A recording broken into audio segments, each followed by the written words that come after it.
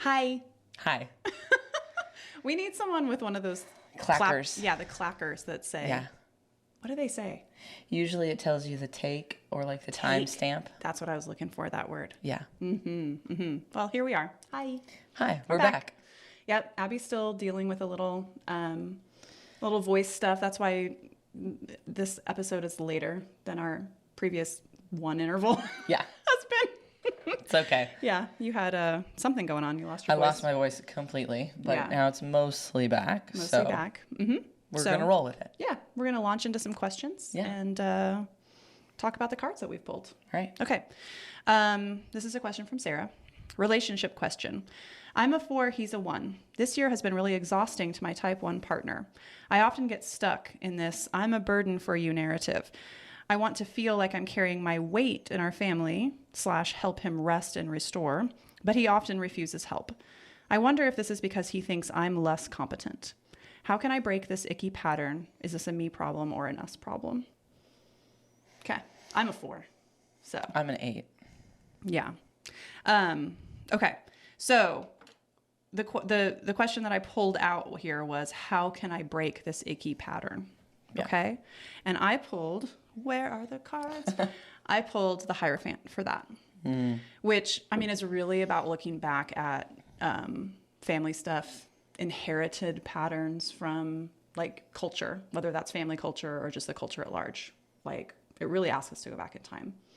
You're looking at me like, no, 100%. That's not what this is about. Well, I don't think that I'm saying that's not what it's about. Okay. But I definitely feel like you have like skipped right over the most obvious answer, which is go to therapy. Oh. Like the Hierophant says, get a fucking therapist. Sure. That's the that's like the like just glaringly obvious. Yeah. Go to therapy. I hear that. Yeah. I hear that. And yes, in therapy, you will go back and you will examine all of the old stuff and things that you were given that maybe you don't necessarily need or want. And he will do the same. Mm-hmm. But yeah, that definitely said go to therapy. Okay. With the Hierophant. Okay. Yes. Yeah. Yeah. Yeah. But I mean, for sure, this is coming from somewhere. Like that whole I'm a burden narrative, like that feels deeply rooted. Yeah. In something. Yeah. That's probably you brought to this relationship. And his unwillingness to accept help is definitely something that he brought to the relationship. Yeah, right. And I added a question here, which is, what value do you bring to this relationship? Abby just shot it down on the floor. No, that's not the right card. Oh, never mind. Okay. If you're not watching this on YouTube, then you're just like, what is happening? Yeah, it's fine. We're crowded. Okay. So yes, I added this question. What value do you bring to this relationship and to your family? Because it kind of like, I didn't like that sense of longing in your question where it felt like you couldn't identify it, you know? Like, I want to feel like I'm carrying my weight. Like feeling like possibly you're less competent, you know? I wanted to reframe that.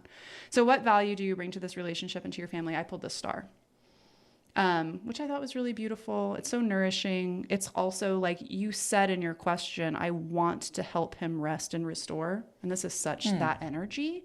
So like you are offering that. And just like Abby said, like if he refuses that, that's on him. That's on him. Like, what are you going to do? But again, that's where therapy comes in. Because when you're in a relationship, even when something is on the other person, like it's their work to do, you both have to deal with the consequences of that. Like whether the other person does the work or not. So therapy helps you to like navigate that better. 100%.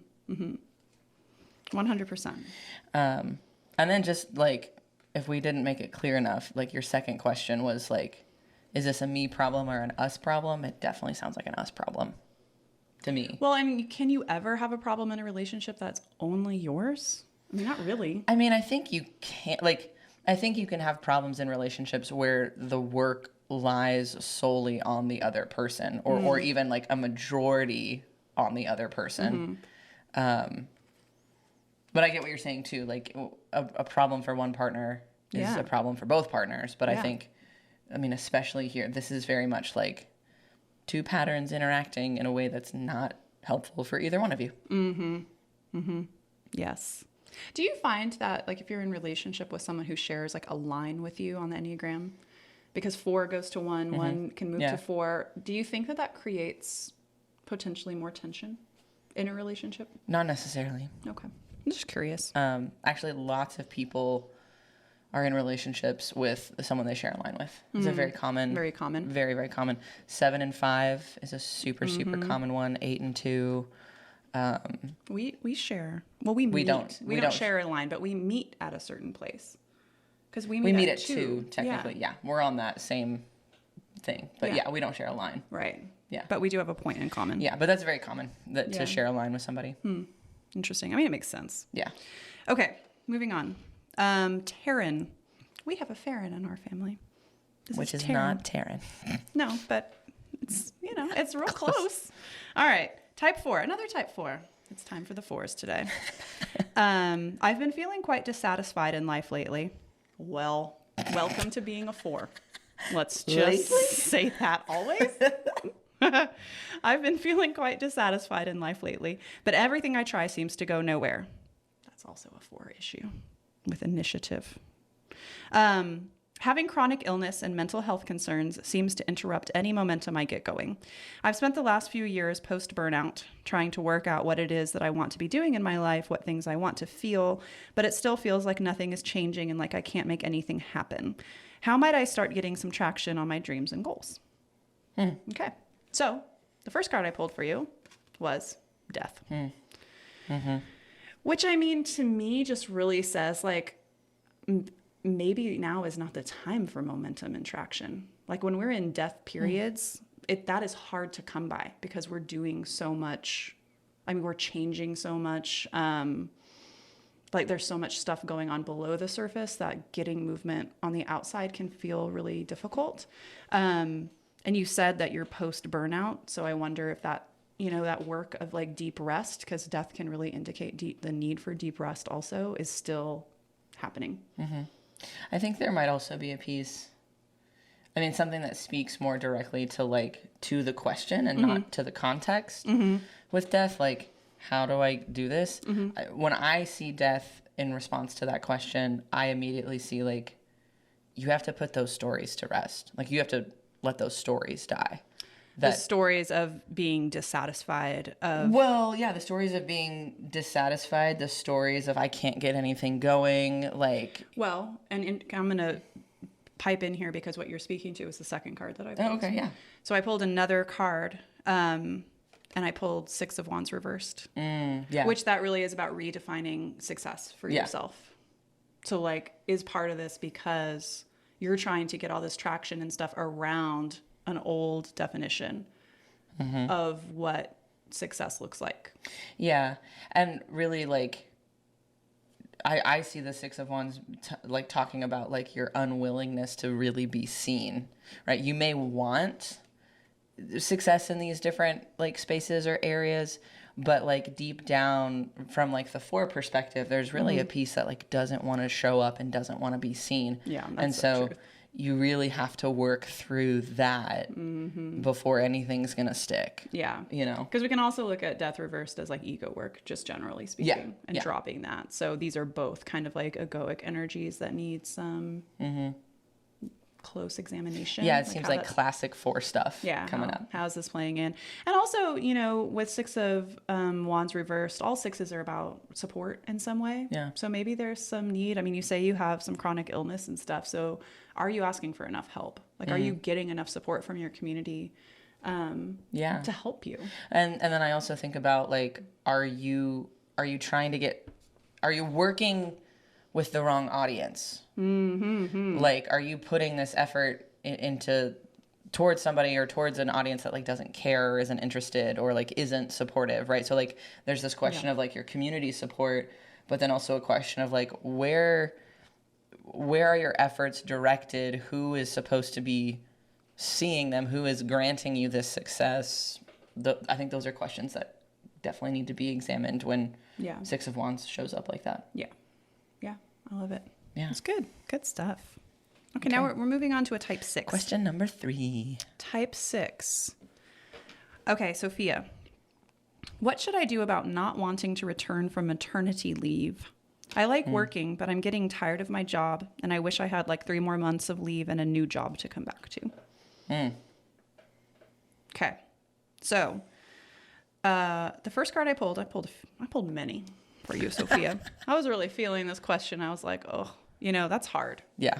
Like the new motherhood, and you don't say if this is like your very first child, if this is brand new motherhood for you, but either way, I mean, any little kid. I mean, you become a mother to this person for the first time, and that's such a tender time. Okay, so the first card I pulled was Two of Pentacles reversed, which to me, like, just really speaks of like maybe a big part of your hesitation and like the apprehension you feel about going back is just that you're not going to be able to balance that. When Two of Pentacles is reversed, like we really fear that we're going to get overwhelmed and swamped, and we're not going to have time for, like you're not like work is going to take away all the time for your real life, quote unquote. So speaking to that fear, I asked, how do you respond to that? I pulled Strength, which is not just about toughing it out and being super strong. It's about asking for help, in my opinion. I think Strength is mostly about asking for help. I mean, there could be some of just like, you're stronger than you think you are, but I think help is big here. And I really get the sense in this question that like by even like sharing this question, like you're being really vulnerable. Like, like Strength also has a lot to say about being in touch with like our deeper desires, that like the stuff we're not really willing to show other people or to talk about. And so, being in touch with like, this is a really like important desire that you've brought to the surface. 100%. Yeah. So with this theme of help, I was like, okay, what is the thing that you really need to ask for help with? And I pulled Knight of Pentacles, which is real practical daily shit, tasks, Yeah. You go back to work, you come home, you're going to take care of this baby. Do you really want to be doing all your meal prep and your laundry and all this? Like maybe there's stuff that you can outsource. Yeah. Can you hire a cleaning lady? Can you send your laundry out? Like, are those things that are available to you? Are those things that like you could stretch to make happen, if it's a hard thing financially? Yeah. Can you relax your standards about like certain kinds of food and maybe like rely more on, I don't know, takeout, already cut up shit from the store? Do you have family? Do you have family or friends that'd be willing to make you a meal? Yeah. Once a week for the next There are whatever. So many places to ask for help.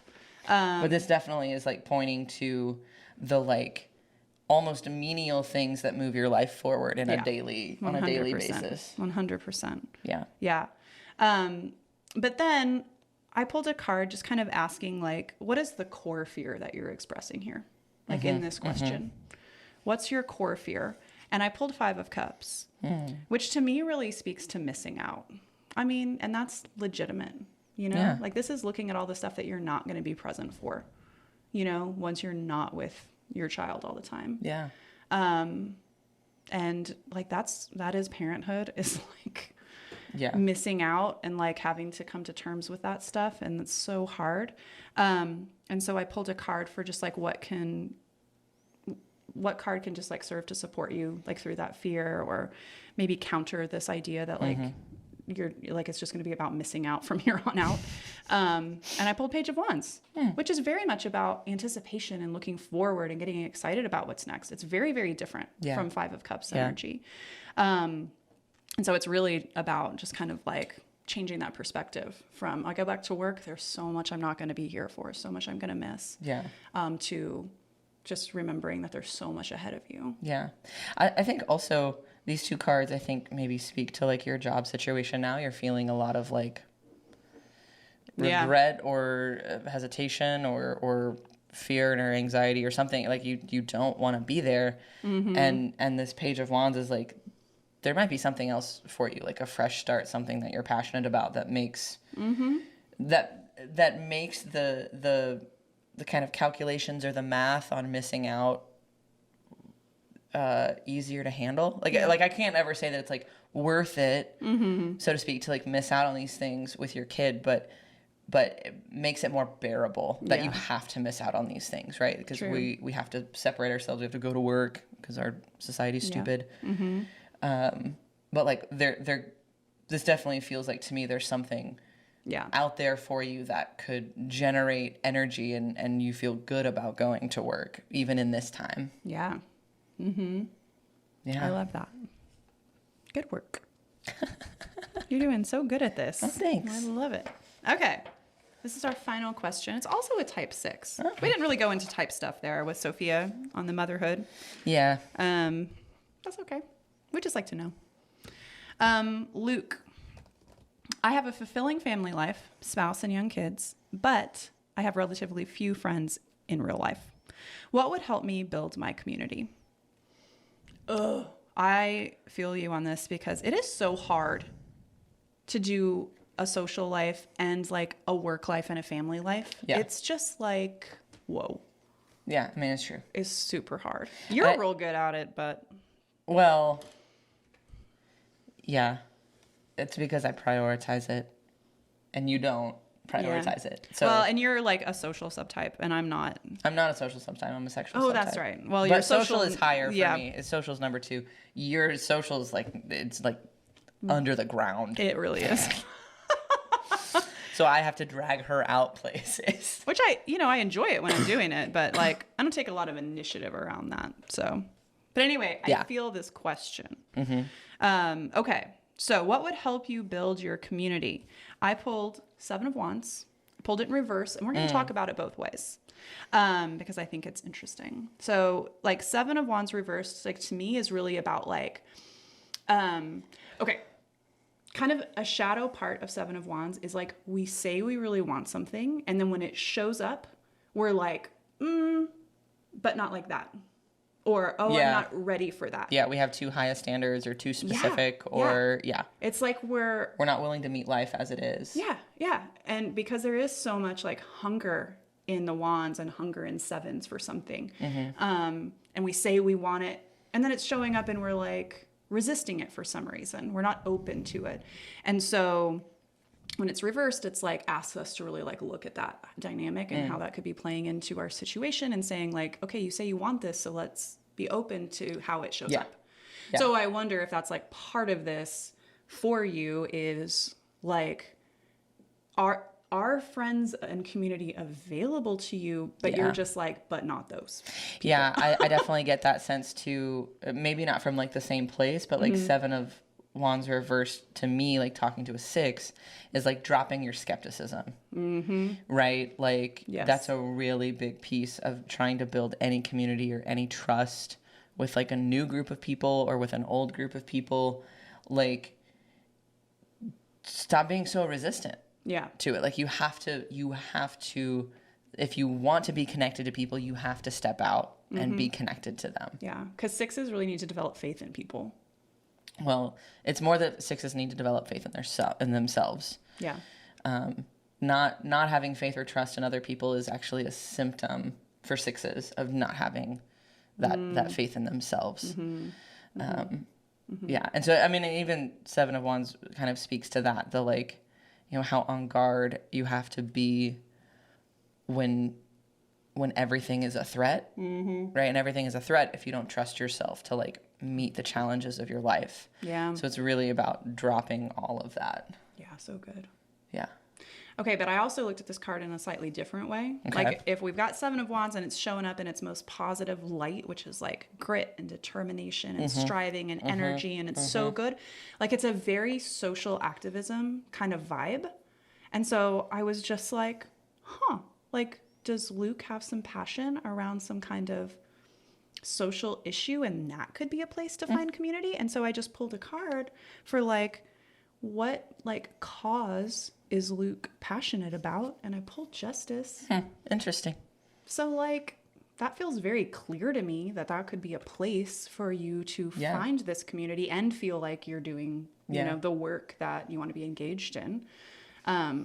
Also looking at 7 of Wands, like whatever you decide to do is going to require some grit and determination just to move through your own shit. Right? To move through the 6 stuff that says, oh, I don't really want this. I don't want to put myself out there.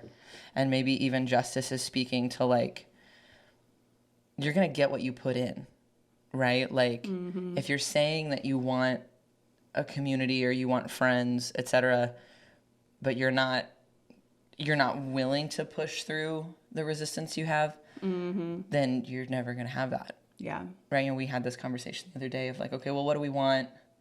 What are we willing to do to get what we want? Yeah. And like, is it enough? Yeah. And so I think that's a good question to ask yourself. Yeah. You know, like, what are you willing to do to get what you want in this instance? Right, exactly. Because like when we started this conversation, you were like, I'm good at my social life. Well, you were saying this, that you're good at your social life because you prioritize it. Yeah. And I think that really is a 7 of Wands vibe here, where like we can look at these other wands, right, as like all the other opportunities for distraction from what you really want, right? And you like, it's your kids, it's your, you know, it's your work, it's your spouse. I mean, they all have very legitimate needs, but if you are always attending to those, then you can never put energy over here. And so at some point you do have to like set some boundaries around it. And so. And that's, you know, like, we're not saying like abandon your kids and your wife to have a social life, but obviously. Like, but like, I think there is an examining that has to happen. Spouse. Oh, I'm sorry. Spouse. Okay. My bad. I made an assumption. That was not cool of me. When we're you know, when we're looking at these sorts of things, the things that are already in place can often be a distraction from what we really want. Right. And, you know, prioritizing it doesn't necessarily mean throwing all the rest of it away, which is like the fear often of our types, right? That kind of all or nothing thinking that kicks in when we're really activated. But it may mean some rearranging. And, you know, truly bring your spouse and kids along. Like, I mean, especially if you're doing any kind of activism. Well, and I mean, yeah, for sure. But also like, be friends with your kids' friends. Like, that's a great place to start. Your kids' friends. Parents, probably. Kids, friends, parents. I didn't go as far as I needed to go. I went over and I didn't go up. Like, your kids, friends, parents. Right? Like, make that connection. You know, like, start where, like, pick the low-hanging fruit. Like, they're there. You want your kids to have these, like, enriching relationships. Develop an enriching relationship with their parents. I mean, they might not be people that you like. Well, and there's that 7 of Wands reversed, right? Like, exactly. You just kind of got to like receive work with and be what's open. Here. Yeah. It's like if you're not willing to take bigger steps, then you're gonna have to settle for what you have here. Yeah. Yeah. Okay. That's a good word. I like it. Yeah.